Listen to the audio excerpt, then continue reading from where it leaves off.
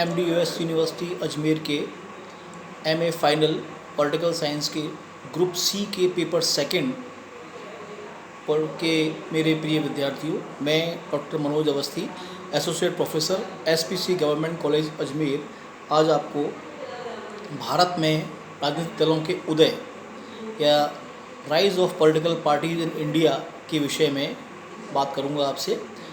ये व्याख्यान हमारा कई दिन चलने वाला है, क्योंकि कुछ अलग अलग राजनीतिक दलों को हम इसमें कवर करने की कोशिश करेंगे।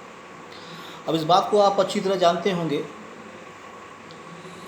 आप PG के विद्यार्थी हैं, पोस्ट ग्रेजुएशन कर रहे हैं इस विषय के अंदर, कि राजनीतिक विचारधाराएं और दल शून्य में से नहीं आते हैं, बल्कि इनके पीछे एक कार्यक्रम, एक योजना, एक वैचारिक अंतर संबंध, जनता के साथ आपका लगाव या अलगाव, ये सब एक विशिष्ट भूमिका निभाते हैं।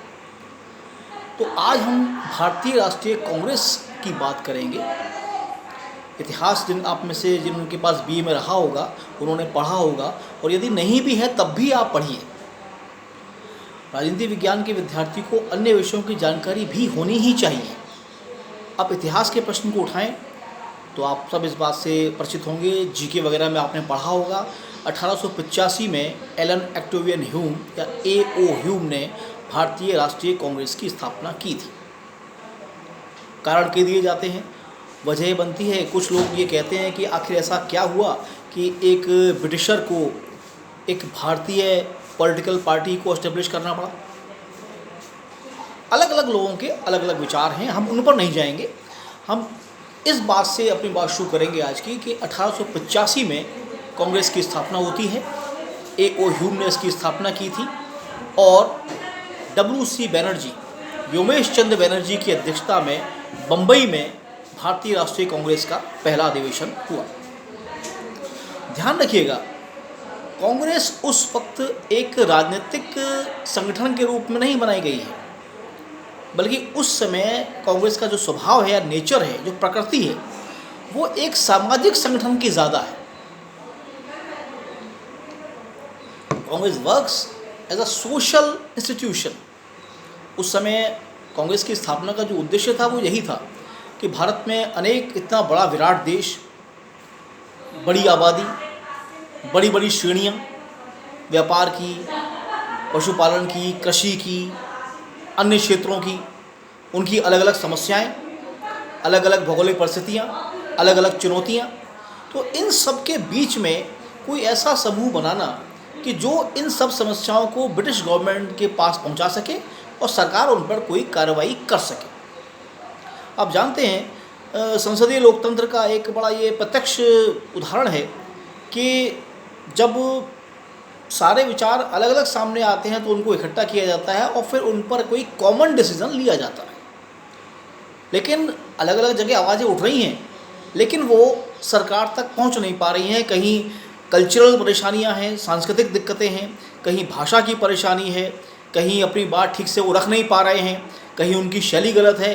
और ब्रिटेन जो है वो लोकतंत्र की मातृ संस्था है, वो डेमोक्रेटिक वे को जानते हैं और पहचानते भी हैं कि अगर भारत की जनता लोकतांत्रिक पद्धति को अपनाए और अपनी बात उन तक पहुंचाए तो वो उस पर कार्रवाई कर भी सकते हैं, क्योंकि एक लिंग्विस्टिक एंड कल्चरल लैग, एक भाषाई और सांस्कृतिक विलंबना बीच में आ रही थी, जो कई बार कई समस्याओं का कारण बनती थी।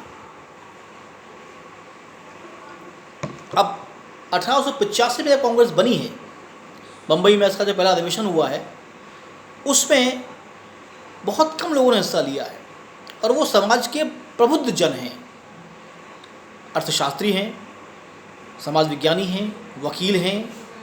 लेकिन उनका शुरुआती जो रवैया है वो उदारवादी है, अर्थात वो ब्रिटेन के साथ भारत के सहयोग को ज़्यादा महत्वपूर्ण मानते हैं, बजाय इस चीज़ के कि उनके खिलाफ विद्रोह या विरोध के स्वर खड़े किए जाएं। ये सारे के सारे इस बात पर सहमत हैं, उनकी राय एक है कि ब्रिटेन से भारत लाभ ले सकता है, और क्योंकि संबंध व्यापारिक हैं तो व्यापारिक संबंधों में दोनों को लाभ मिलना चाहिए, ब्रिटेन को भी और भारत को भी। तो वो खाली भारत के एक सामाजिक और सांस्कृतिक संगठन के रूप में उभर कर शुरुआती दौर में सामने आई।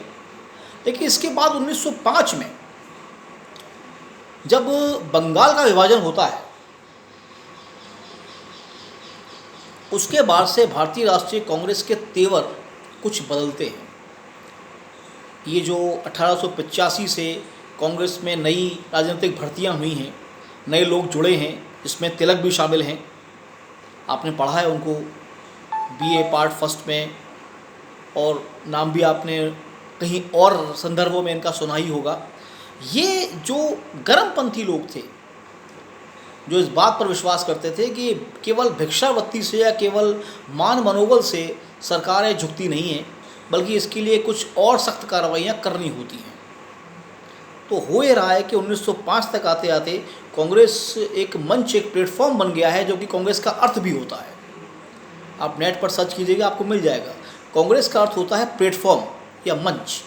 तो इस मंच पर विभिन्न विचारों के लोग, संगठनों के लोग, उदार भी हैं, गर्मपंथी भी हैं, क्रांतिकारी भी हैं, आकर जुड़ रहे हैं, अपनी बात रख रहे हैं, और कांग्रेस सरकार और समाज के बीच में एक पुल या ब्रिज का काम कर रही है। अब आगे चलें। 1905 के बाद जब कांग्रेस में गर्मपंथी प्रभावी होने शुरू हुए, तो आपने पढ़ा होगा इतिहास की पुस्तकों में कि 1907 में कांग्रेस का एक विभाजन होता है। गर्मपंथी और नरमपंथी कांग्रेस में अलग अलग हो जाते हैं। आशा ये था कि जो गर्मपंथी थे और नरमपंथी थे, इनमें वैचारिक साम्य नहीं था। आप लीजिए कि गोखले और तिलक दो जिस्म एक जान आप कह सकते हैं, इतने पक्के दोस्त, लेकिन वैचारिक धरातल पर एक नरमपंथ का प्रतीक है और दूसरा गर्मपंथ का उदाहरण। पर कांग्रेस सूरत के अधिवेशन में 1907 में बढ़ती है, क्योंकि इनका एक कार्यक्रम तय था कि प्रतिवर्ष एक अधिवेशन कराया जाएगा। वो 1907 में सूरत में हुआ और उस अधिवेशन में कांग्रेस का विभाजन हो गया, गर्मपंथी और नरमपंथी अलग अलग हो गए। इसके बाद कुछ समय बीता और आया 1914। ये बड़ा महत्वपूर्ण साल है। होता ये है कि दो घटनाएं, आप कह सकते हैं कि एक राष्ट्रीय और एक अंतर्राष्ट्रीय है, लेकिन मैं राजनीति विज्ञान का विद्यार्थी होने के नाते इस बात को मानता हूं कि दोनों घटनाएं समान महत्वपूर्ण हैं। 1914 में प्रथम विश्व युद्ध की शुरुआत होती है और 1914 में ही मोहनदास करमचंद गांधी भारत लौटते हैं। और उसके बाद आप देखिए, गांधी भारत लौटे हैं और जब उन्होंने कांग्रेस को ज्वाइन किया है, उसके बाद 1948 तक गांधी का प्रभाव और गांधी का प्रभुत्व कांग्रेस पर स्पष्ट दिखाई दिया है। यूँ समझिए कि जैसे एक प्रतीक्षा थी एक वट वृक्ष के आने की, कि वो आए और कांग्रेस उसकी उदार छाया में, उसकी छाया में पनपे, बढ़े और विकसित हो। 14 में गांधी भारत जब लौट कर आए हैं, उसके बाद से जो कांग्रेस ने राष्ट्रीय आंदोलन के प्रतीक के रूप में उभर कर सामने आना शुरू किया है। याद रखिए, इस समय और संगठन भी हैं जो आज़ादी के लिए लड़ रहे हैं। उनके तरीके अलग हैं, उनके विचार अलग हैं, उनकी शैलियाँ अलग हैं, उनका नेतृत्व अलग है। लेकिन जितना महत्वपूर्ण रोल भारतीय राष्ट्रीय कांग्रेस ने भारत की आज़ादी के जो स्वतंत्रता संग्राम में निभाया है, बाकियों का योगदान है, हम इससे इनकार नहीं कर सकते, लेकिन उतना नहीं है जितना कांग्रेस का। अब आप अंदाज लगाएं, 3 राष्ट्रीय आंदोलनों का नेतृत्व,